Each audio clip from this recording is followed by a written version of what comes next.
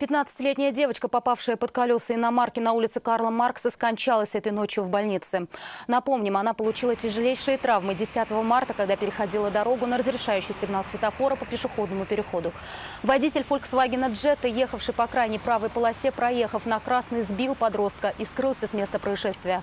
Спустя несколько минут он бросил машину, которую обнаружили автоинспекторы на улице Толстого. Сам водитель спустя 2 суток вместе с адвокатом пришел в отдел полиции с повинной.